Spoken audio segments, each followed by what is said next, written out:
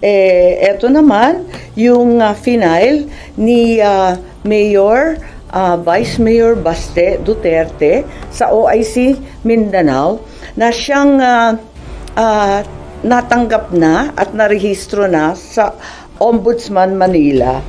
Ang case, laban kay Secretary Boying Remulla at yung iba pang kasangkot dun sa pag-aresto at pag-kidnap kay Presidente Duterte.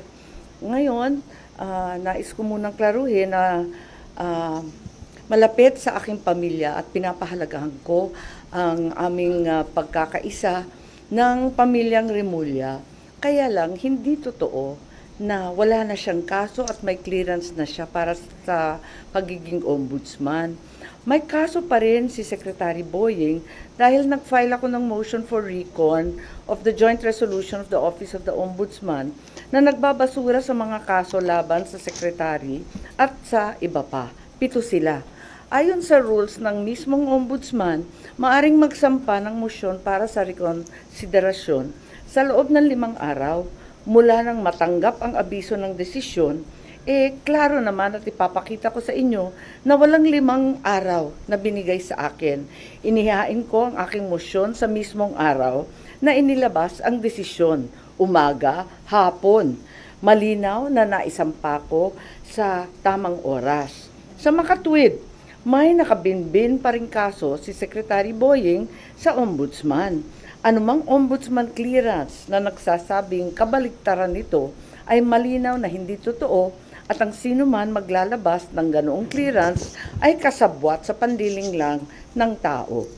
Inihain ko rin, part 2 na to, ang aking motion, urgent motion to inhibit laban kay OIC Ombudsman Vargas at sa mga miyembro ng panel of investigators. Dapat lang protektahan naman nila ang imahen at manatili ang dangal ng ombudsman na sa pamamagitan ng pag-urong ni OIC Vargas kasama ng buong panel of investigators.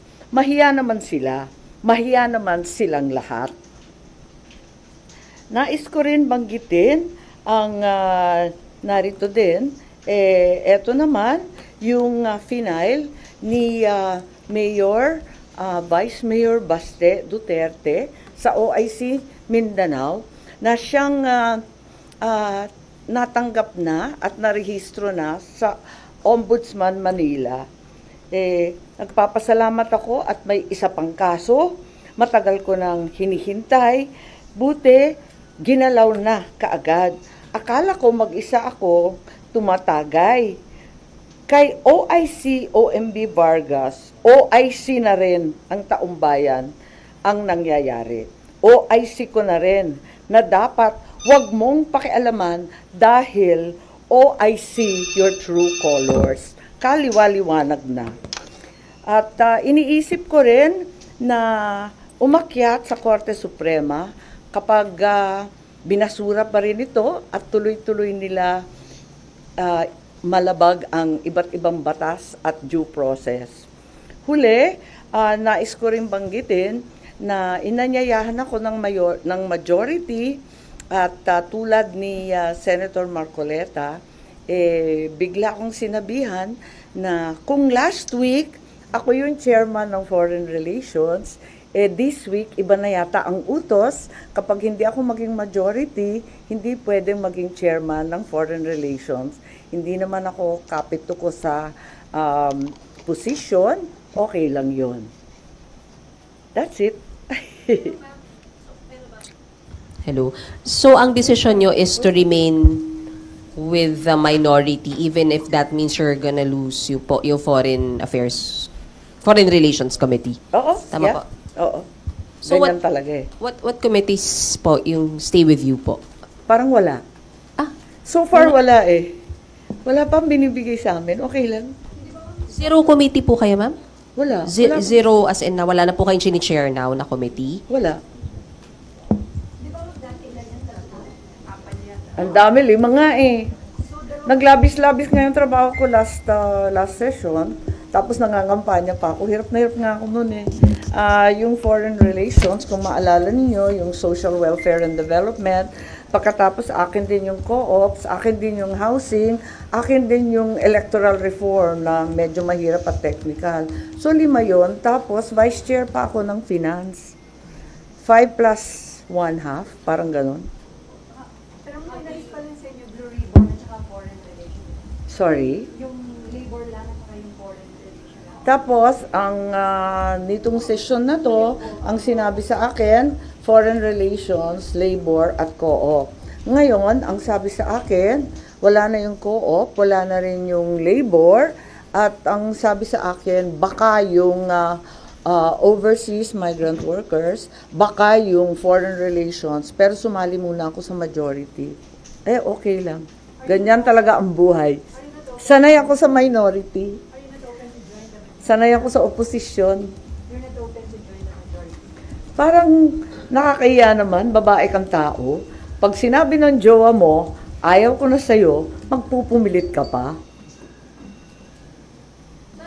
So, how do you see it na wala po kayong i-chair na committee? Hindi ho ba parang nakukulangan kayo sa inyong gagawin?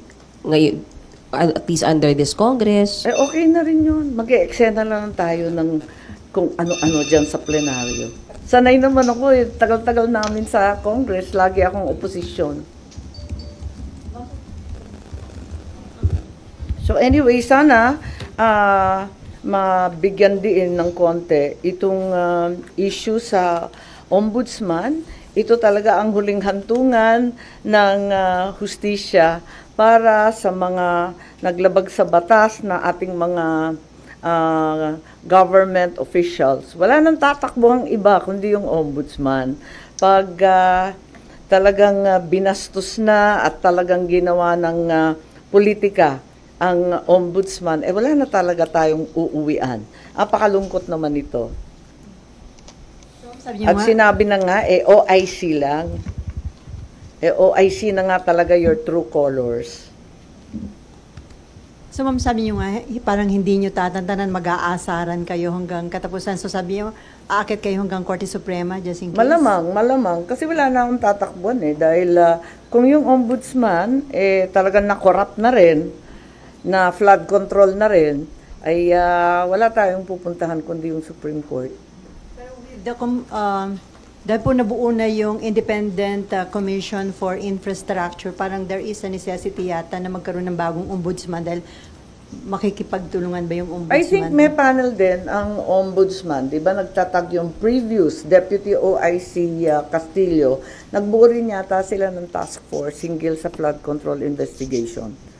Pero tuloy-tuloy pa rin, di ba? Inanunsyo naman ni Senator Ping Lacson at pati ng congressman na tuloy-tuloy pa rin ang flood control investigation sa dalawang level ng Kongreso. So walang necessity na may ma-appoint na agad na ombudsman ba?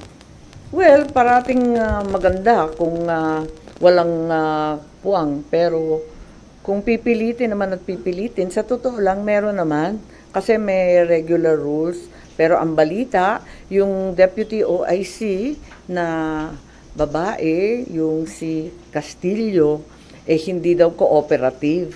Kaya biglang nailagay itong OIC Vargas. Nalulungkot ako kasi talagang umaasa tayo sa ombudsman, lalong-lalo na sa mga panahong ito na umiiral lahat ng report tungkol sa corruption. Do you think good choice yung i-appoint ni Presidente na chairman ng ICI, si dating Justice Reyes? Siyempre, umaasa tayo ng todo na kahit papano may lalabas. Ang lapsa ng sagot ko, no? Sorry. Walang kabuhay-buhay.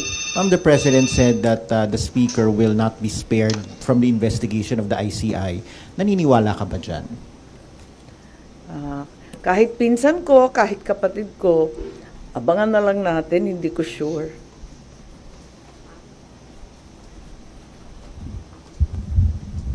Ma'am, sorry, related lang po. Ma'am, you reposted a post from the election period. Yung pong sinabi nyo, hindi ito gobyernong Marcos, kundi gobyernong Romualdez at Araneta. May we know why you reposted the video? yesterday? Wala, pinapaalala ko lamang na matagal ko nang sinasabi to. Maraming nalilito kung bakit ako ay tumututol sa napakaraming linalabas na polisiya ng aking kapatid. Tulad ng sinasabi ko, mahal ko ang aking kapatid. Hindi magmamaliw yan kailanman. Kaya lang, hindi ito ang turo ng aking ama. Kung buhay yung tatay ko, kaya ako pumunta sa puntod, sa libingan, talagang masasabon kami ng bonggam-bongga. Hindi talaga siya papayag ng ganito. Last na lang po. Ma'am, nakausap niyo na po ba yung kapatid niyo ever since nagsimula to yung mga flood control? Wala. Hindi na kami nagkikita. Hindi ako kumbidado sa Ilocos. Noong September 11. Okay lang kasi gusto ko naman pumunta sa talagang festehado. Yung tatay ko naman na may birthday, di puntahan sa puntod. At saka kasama ko masaya. Masaya kasi lahat ng matatanda, nandun yung one and only Prime Minister of the Republic of the Philippines, si Cesar Birata, sina Jimmy Laya, sina Jerry Sikat ng dating NEDA na makapangyarihan at malaki. Lahat yun. Tapos yung mga dati niyang general, sumaludo pa nga, nakakatuwa nga ang tatanda na nila. So, masaya naman kami. Enjoy nga At saka maraming kinain ng mga Ilocano food. Ma'am, over the weekend lang, umugong yung posibilidad daw na magkaroon daw ulit ng coup. And being part of the minority, sinasabing si Senator Alan daw yung papalit. May ganyan bang usapan? Ang narinig ko yung interview, di ba interview ni na Senator Soto yun at saka si Senator Ping, di naman ang galing sa amin Di ba? What about, ma'am? Hindi yung sinasabing fake news. What are you asking? Di ba yung sinasabi mong fake news na magkakaroon ng kudeta ng kudeta? Parang ganun. Pero nagkaroon po ba ng pag-uusap sa minorya na magpapalit po muli ng liderato? Hindi. Walang pinag-uusapan na ganun. Ang pinag-uusapan lang namin is staying alive. Ayan, yung mga reference po namin, puro dekada 1990. Ano ba yun? Kay Billy Ray Cyrus, Aki Breaky. Di ba Miley na ngayon? Sorry Nag-react lang si Senator King, ma'am, doon sa lumabas sa isang Davao-based, ano ba yan? Ano? Oo, parang may isang TV, ano ba yun? Sino daw nagsabi? Hindi ko alam Lumabas, ma'am, doon sa isang naka-base sa Davao na Ano raw sinabi? Digital News Network. Ano Na daw? sinabing, yun nga, magkakaroon ng another changes sa Senate leadership. Counter-coup daw po. Yung counter-coup. Nakakuha na daw na number. Kung merong ganon, yung unang coup na naging minority na nga kami, hindi ko alam. Ito, kung magkukuna ulit, hindi ko na naman alam. Ang babaeng clueless ang title ko. Po. So far po, satisfied pa po tayo sa liderato ni SP Soto or may talks na po tayo na baka anytime soon may dissatisfaction na kailangang i-address from the minority? Wala naman. 1 linggo pa lang Nayayanig pa nga kami Hanggang ngayon, parang nagulat kami talaga. Nagulanta kami. I had no idea.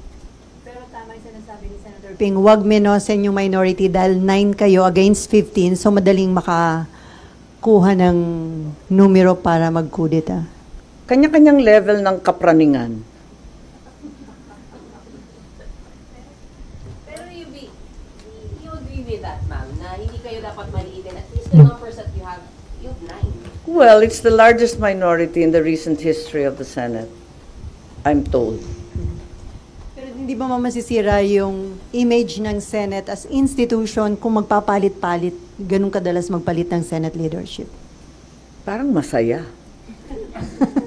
Instead mag-focus. Ha? Ay, oo. Hindi, shuffle lang naman. Sir, ma'am, how do you feel there was a member ng minority ang inakusahan na involved allegedly sa anomalous flood control? Well, I've maintained the same position ever since. Dapat imbestigahan lahat. Kasama, kasangga, nabanggit ko nga si Secretary Remulla, matalik na kaibigan at matagal na kaalyado ng aking pamilya mula pa nung panahon ng mga ama namin. Pero kung mali na talaga, itama ang mali at talagang kinakailangan ipaglaban ng tama. Okay. Ayun, wala lang.